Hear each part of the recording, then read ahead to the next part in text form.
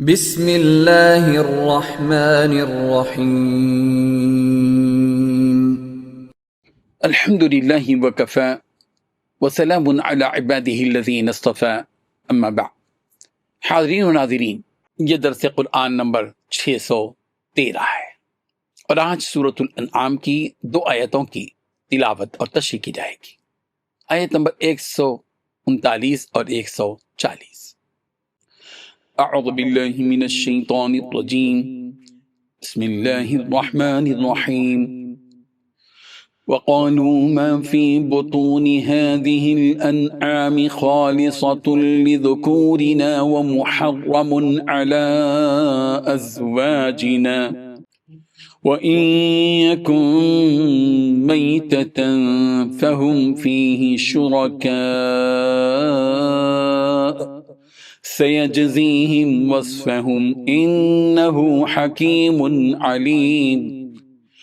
قد خسر الذين قتلوا أولادهم سفها بغير علم وحرموا ما رزقهم الله افتراء على الله قد ضلوا وما كانوا مهتدين۔ صدق اللہ العظیم۔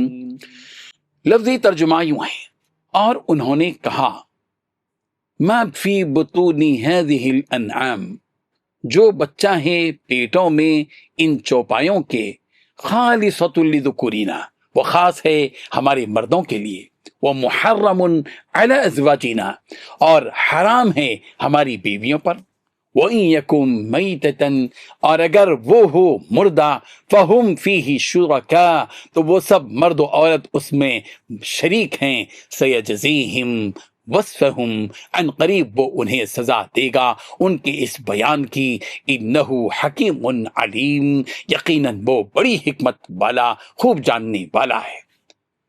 قد خسر الذین قتلوا، تحقیق خسارے میں رہے وہ لوگ جنہوں نے قتل کیا، اولادہم، اپنی اولاد کو، سفہن، بے وقوفی سے، بغیر علم کے بغیر، وحرموا، اور انہوں نے حرام ٹہرایا، ما رزقہم اللہ، جو اللہ نے انہیں رزق دیا، افتراء علی اللہ، افتراء باندھتے ہوئے اللہ پر، قد ضلوا، تحقیق وہ گمراہ ہو گئے، وما كانوا مہتدین، اور نہ ہوئے وہ ہدایت یافتہ۔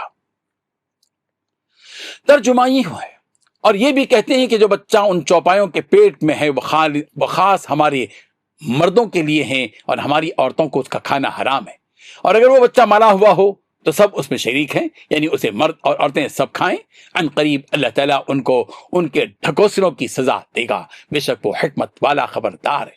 جن لوگوں نے اپنی اولاد کو بے وقوفی سے، بے سمجھی سے قتل کیا اور اللہ پر افترا کر کے اس کی عطا فرمائی ہوئی روزی کو حرام ٹھہرایا، وہ گھاٹے میں پڑ گئے، بلا شبہ وہ گمراہ ہیں اور ہدایت یافتہ نہیں ہیں۔ ان 2 آیتوں میں 8 باتیں بتلائی گئی ہیں۔ پہلی بات، وہ کہتے ہیں کہ ان خاص چوپایوں کے پیٹ میں جو بچے ہیں وہ صرف ہمارے مردوں کے لیے مخصوص ہے۔ دوسری بات، ہماری عورتوں کے لیے حرام ہے۔ تیسری بات، اگر وہ بچہ مردہ پیدا ہو تو اس سے فائدہ اٹھانے میں سب مرد و عورت شریک ہو جاتے ہیں۔ چوتھی بات، جو باتیں یہ لوگ بنا رہے ہیں، اللہ ان قریب انہیں ان کا پورا بدلہ دے گا۔ پانچویں بات، یقیناً وہ حکمت کا بھی مالک ہے اور علم کا بھی مالک ہے۔ چھٹی بات، حقیقت یہ ہے کہ وہ لوگ بڑے خسارے میں ہیں جنہوں نے اپنی اولاد کو کسی علمی وجہ کے بغیر محض حماقت سے قتل کر دیا ہے۔ ساتویں بات، اللہ نے جو رزق ان کو دیا تھا اسے اللہ پر بہتان باندھ کر حرام کر لیا ہے۔ آٹھویں بات، وہ بری طرح گمراہ ہو گئے ہیں اور کبھی ہدایت پر آئے ہی نہیں۔ حاضرین و ناظرین، عرب کے مشرکوں نے چوپائیوں سے متعلق اپنی طرف سے جو قوانین گھڑ لیے تھے، ان میں سے ایک قانون یہ بھی تھا کہ وہ بعض جانوروں کے پیٹوں میں جو حمل ہوتا تھا اس بارے میں وہ یہ مشرکین یوں کہتے تھے، یہ حمل خالص ہمارے مردوں کے لیے ہے اور ہماری عورتوں پر یہ حرام ہے، یعنی اگر اس حمل سے جو بچہ پیدا ہوگا تو اس کو ہم میں کے مرد ہی کھا سکتے ہیں، عورتوں پر اس کا کھانا حرام ہے، اور اگر یہ حمل مردہ شکل میں پیدا ہوتا تو کہتے تھے کہ اس کو مرد اور عورت دونوں کھا سکتے ہیں۔ حلال و حرام سے متعلق ان مشرکین مشرکین کا یہ قانون اب ان کا اپنی طرف سے گھڑا ہوا قانون تھا، آفاقی شریعت و دین سے اس کا کوئی تعلق نہیں تھا۔ مشرکین کے اس جرم کی سزا کے سلسلے میں کہا جا رہا ہے اللہ تعالیٰ ان قریب اس بات کی سزا انہیں دے گا، بے شک اللہ تعالیٰ حکمت والا بھی ہے اور علم والا بھی ہے۔ اس کے بعد ان مشرکین کے ایک اور جرم کے بارے میں یہ بات کہی جا رہی ہے، قد خسر الذین قتلوا اولادہم سفہم بغیر علم، بے شک وہ لوگ خسارے میں پڑ گئے جنہوں نے اپنی اولاد کو بے وقوفی سے بغیر علم کے قتل کیا۔ ان بے وقوفوں کو یہ تو معلوم ہونا چاہیے تھا کہ اولاد کی شکل میں جو نعمت ان کی آنکھوں کے سامنے ہے، اس نعمت کا حقیقی خالق و مالک تو اللہ تعالیٰ ہے، یہ تو صرف ماں باپ ہیں۔ انہیں کیا حق تھا کہ اللہ تعالیٰ کی اس نعمت کی اس طرح ناقدری کرتے کہ اپنے ہی ہاتھوں سے اپنی اولاد کو قتل کر دیا۔ یہ جہالت کی انتہا ہے کہ اپنی ہی اولاد کو بے دردی کے ساتھ قتل کر دیا جائے۔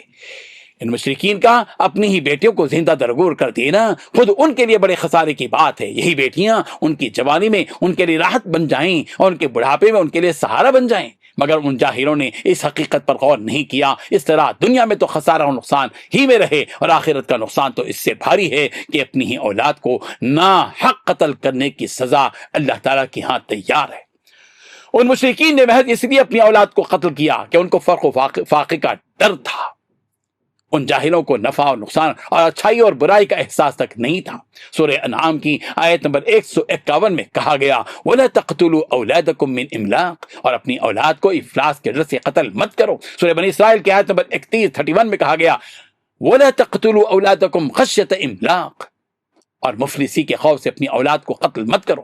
مشرکین کے اس دوسرے جرم کے بارے میں بھی یہاں یہ بات کہی جا رہی ہے کہ وَحَرَّمُوا ما رزقهم اللہ افتراء علی اللہ، اور انہیں اللہ نے جو رزق دیا اللہ پر بہتان باندھتے ہوئے اسے حرام قرار دے دیا۔